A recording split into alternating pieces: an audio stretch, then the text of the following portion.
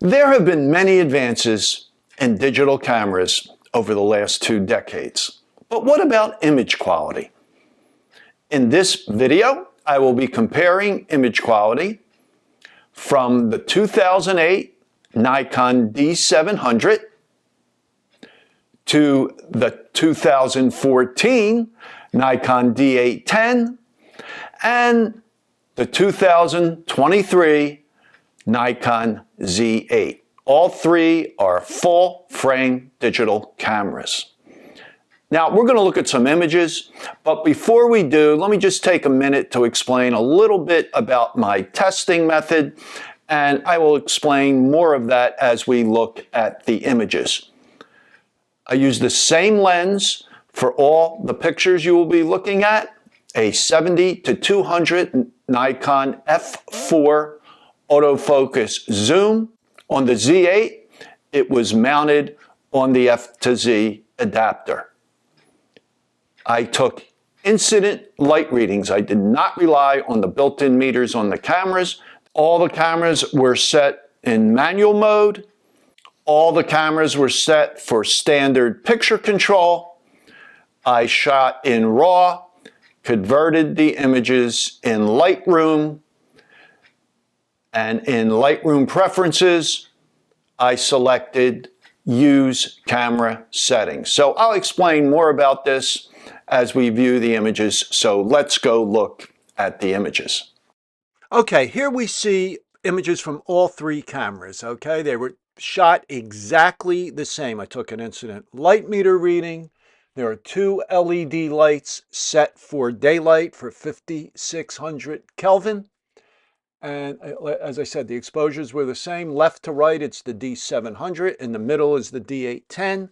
And on the right is the Z8. I used auto white balance with each of the three cameras. And I did nothing to these images, okay? I just brought them into Lightroom, converted them, sized them to 8x12, did nothing else. Now, I think the thing that stands out here is the middle image, the D810. The background is a neutral gray, but it is definitely not a neutral gray in this image. I think the color on the D700 and the Z8 are better. I think the Z8 image is a little dark. Remember, the exposure was identical for all three cameras. I think if I had to pick one, I think I would choose the D700 image, the oldest camera here. Now, any of these images could be made to look almost the same with playing around with it a little bit in Lightroom. Noise, no difference in any of these images. Now, these images here were shot with incandescent recessed lights. This is at ISO of 3200, and I took a custom white balance with each camera off of a gray card. And the D700 image here, I think, is a little too warm. The D810 image is, I think, more neutral in color. And again, the Z8 image is a little on the dark side. So does that tell me that 3200 on the Z8 is not really 3200? Now, I always shoot in RAW, and I always go into Lightroom and make density corrections, sometimes color corrections. I'll change contrast a little bit. So it's not a problem. But it is interesting and something I really had never noticed before. Now let's look at noise. Okay, I know this is hard to see. That's why I have provided all these images for a download in the description below. Just download them and you could look at them at 100% on your monitor. But here we have the D700 and the D810 side by side where I zoomed into them. And I think if you look at that gray patch to the left of the black patch, you will see that's a little bit better. The noise is a little bit better with the D810.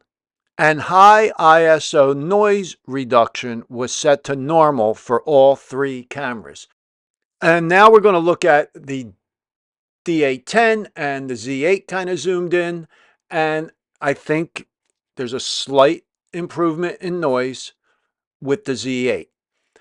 They're not big differences. I don't think it's a reason to choose one camera over the other. I think all three cameras do very well at ISO 3200. Okay, now here we're using auto white balance with the room lights at ISO 3200. So everything's the same as the last image we looked at, the last combination of images we looked at, except instead of custom white balance, we have auto white balance. And here is the one spot where I think the Z8 really just pulls away. Image still looks a little dark. Exposure didn't change.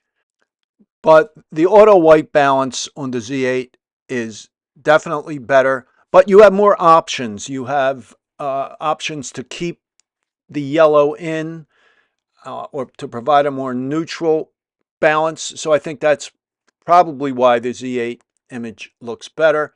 And also, by the way, the lights were 65-watt bulbs in recessed lights up in the ceiling. There were 5 of them in the room. Okay, now what I did, I set up a Monolight at ISO 200 for each of the cameras, and I used the custom white balance off of a gray card. Okay, again, incident reading, and again, we have the D700 on the left, the D810 in the middle, and the Z8 on the right. And by the way, the Monolight was bounced off of a white umbrella, and the Z8 image, again, is a little on the dark side. I like the color checker best on the Z8. All the images are acceptable. Again, a little bit of playing around in Lightroom, and I think they all would look almost perfect. But I think the D700 really does a nice job. I think it might be a little on the light side, looking at the color checker.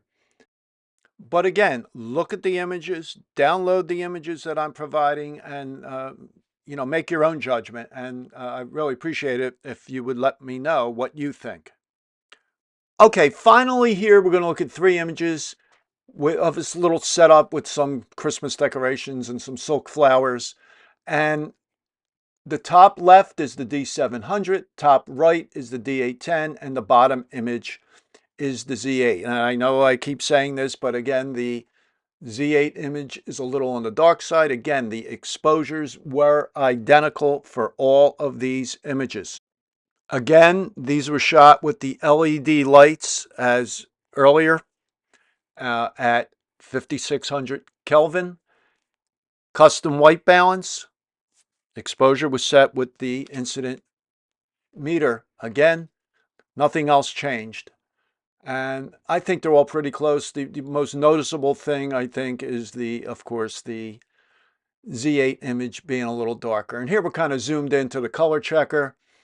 And I think they're all very close. I think if that Z8 image was given a little exposure compensation in Lightroom, I think the color checker probably will look the same from all 3. And these were shot at ISO of 800. And again, there's no difference in noise at 800 with all 3 of these cameras. Okay, so what did you think?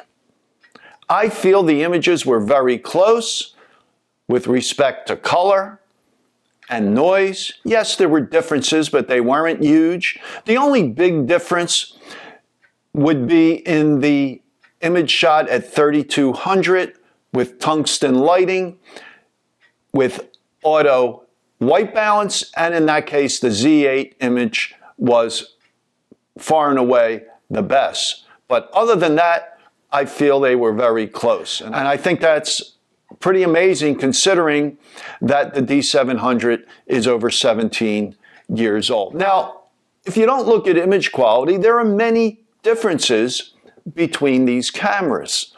The Z8 far and away has the best autofocus, the highest frame rate.